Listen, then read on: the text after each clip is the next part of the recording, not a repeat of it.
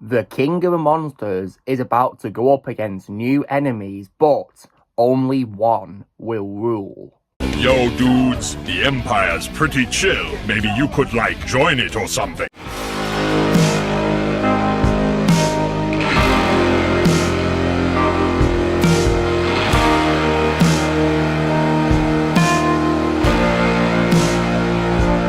Hey everyone, Lucimus Prime here, so it's time for another review in my review series for the films being, of course, the Monsterverse.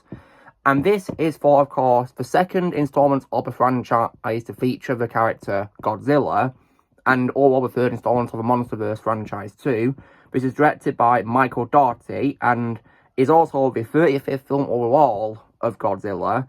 And this is also the third one to be completely made by a Hollywood studio and not by Japan with Toho.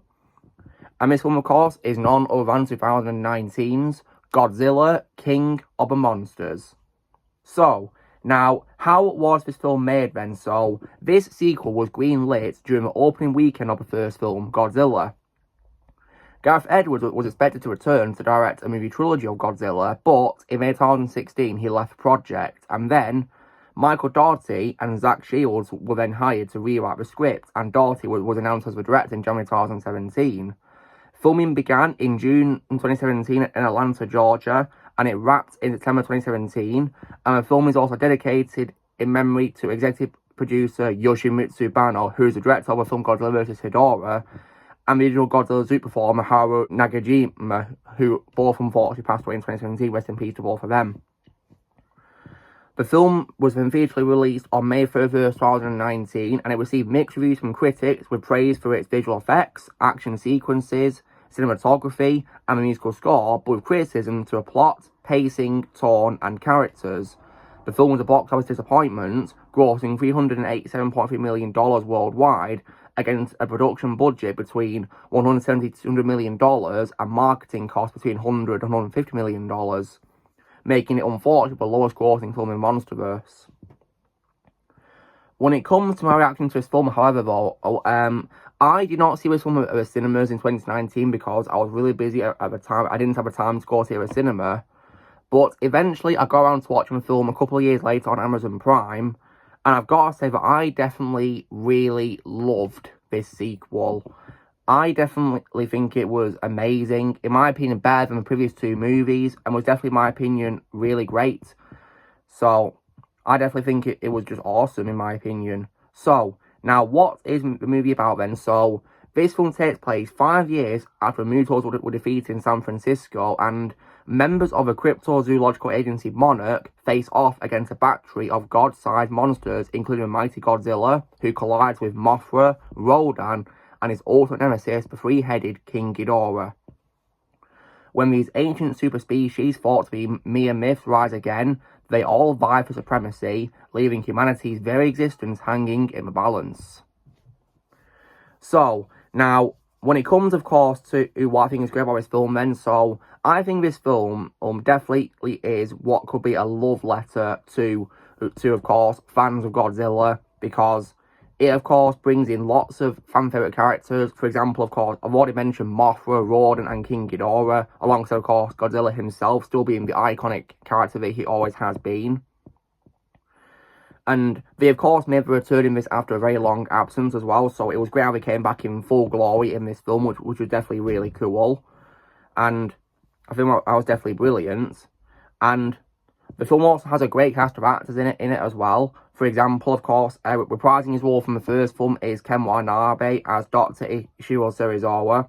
I love how he came back in this film, and once again, and did a great job playing Serizawa. And also returning as well is Sally Hawkins as Dr. Vivian Graham as well. She was also good in reprising her role, and so was also David Strathairn as Admiral William Stenz as well. When it comes to a new character in this, I definitely love the addition of Millie Bobby Brown as the character Madison Russell. She was definitely, in my opinion, a very likeable protagonist, and in my opinion, one of Millie Bobby Brown's best roles. Although my favourite role of hers will always be Eleven in Stranger Things. I think she was great in Mrs. Madison Russell. And I also like the addition as well of Kyle Chandler as Mark Russell, who is Madison's dad. I thought he was really good in this. And I also as well like Vera Farmiga in this as Emma Russell as well. even though I didn't really like her characterization in this film, I think that the filmmaker did a really good job playing her in this, what she was given, in my opinion. I think she did a very good job. I also, as well, definitely love the addition of Charles Dance as Alan Jonah, who, of course, is a former British Army colonel, who's now, of course, become a terrorist. And I definitely think he was, in my opinion, a really interesting character, and definitely one of my favourite roles of Charles Dance. He's a great actor. My favourite role is always with Tyrion Lannister in Game of Thrones, but I think he was great in this as Alan Jonah. And as well as, of course, a great cast of actors as well. Another thing about this film which I think is really awesome, and why I think it's definitely a love letter to Godzilla fans, it's definitely, when it once again has really awesome fight scenes, coupled with absolutely beautiful, stunning graphics. The fight scenes in this film, in my opinion, are absolutely brilliant to see in this, and I definitely really love that. And I love how this film, like our sequel should do by making it better than predecessors, included a lot more focus on the monsters. I really appreciate that, because the idea of doing a sequel is you've got to make it bigger and better, and this sequel definitely delivered that, in my opinion, because it features lots of really awesome fight scenes with monsters, which was definitely brilliant to see, and the graphics, in my opinion, were just absolutely stunning. Like, it really blew my mind how visually stunning this film was. And because of these fight scenes, I think this sequel is also, in my opinion, really well paced, because the film is 130 minutes, and in my opinion, it's paced really well because of these great fight scenes. And it also has a very good soundtrack composed by Bear McCreary. I think he's, in my opinion, an underrated composer, and his music in this, in my opinion, was great. I definitely really enjoyed listening to it in this film. It was definitely really great to listen to. And what's really cool is he actually included themes from the music composed by Akira Ifukube, which was definitely really awesome. So another example, of course, of why I think, of course, that this film is a love letter to fans is because it features original music by, of course, a previous composer. So that definitely, in my opinion, a very nice touch when it comes to a soundtrack. And also, as well as, of course, great fight scenes, the film does have its fair share of, like, touching and also quite sad moments too. I mean, the film literally opens with a sad scene where it's revealed, of course, in the Attack on San Francisco in the first movie, that, of course, Madison's brother was unfortunately killed at the start, which was definitely a very heartbreaking start, I must say. And also, as well, when it comes to Dr. Serizawa in this, one thing I loved about him was that he got to have a sacrifice scene, which was great development for his character, because he takes an atomic bomb down the road to Godzilla, who's, of course, injured, and, of course, he's able to heal him with the atomic bomb, and he rises up. And I love how he got to say goodbye to him in Japanese. That was definitely, in my opinion, an amazing touch, because it's very clear Dr. Serizawa cares about Godzilla, so I love how they had that, of course, to a scene. My opinion, that sacrifice was executed really well. Absolutely. And so I think this film definitely does a great job, of course, not just with action scenes, but also with some touching and emotional scenes, and also as well the feeling of dread, because it continues, of course, the darkness which the first film had, and in my opinion makes it darker, which I definitely really loved. And of course, as well, just like, of course, previous films in the franchise, it also has an exciting ending, of course, which was setting up sequels, of course. I mean, the one after this, of course, was Godzilla vs. Kong, at a couple of years after. And it was definitely very exciting, of course, how he did that. And I also, as well, I also love how this film also connects as well to Kong Skull Island as well in some ways, because, for example, Skull Island is mentioned at some point in the film when it comes to, of course, also monsters being discovered. And we also get to see archive footage of King Kong as well. And in addition to that as well, the character Houston Brooks from Kong Skull Island also appears in this film, but older, and now played by Joel Morton. So I like how we got a cameo appearance of that character as a connection to Kong Skull Island, which was very cool.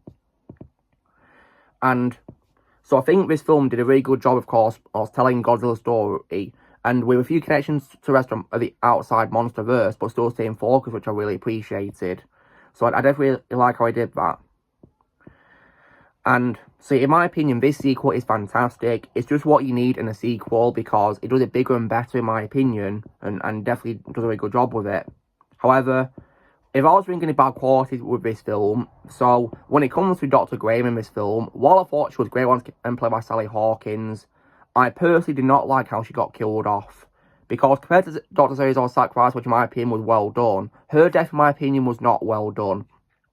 Because she was unfortunately, of course, killed by one, of course, of one of the emerging creatures from the ice, which was definitely a big shame, really. So I really didn't like how it happened at all, and it went way too quickly in my opinion. It was, of course, Monster Zero that did that, so, like, in my opinion, that death scene was not well executed, and she deserved better than that, in my opinion. Especially because she was so great in the first movie. It was a big shame that she got killed off, of course, so abruptly like that.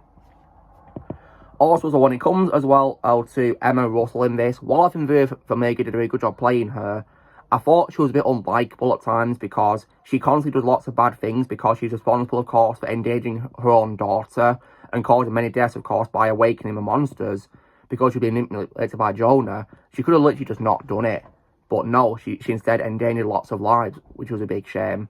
So, I feel the character in this could have been better. I mean, because I didn't like how he killed off Graham because we didn't learn from the mistake the first one made of killing off a character earlier because they did it with Bryan Cranston's character.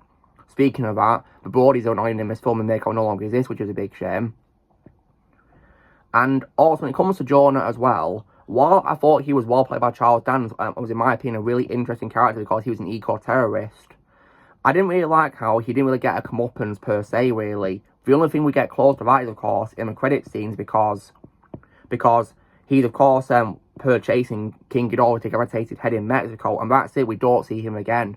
And apparently it's mentioned in the sequel that he did get killed off, apparently, so I do really think that he had a bit of wasted potential there because he didn't really get a comeuppance per se, it only happened off screen, so I think he deserved better than that, and I personally think he deserves to appear in another movie, to be completely honest. I do believe he did actually film scenes, Charles Dance did, for a sequel, but unfortunately got cut out, which really sucks.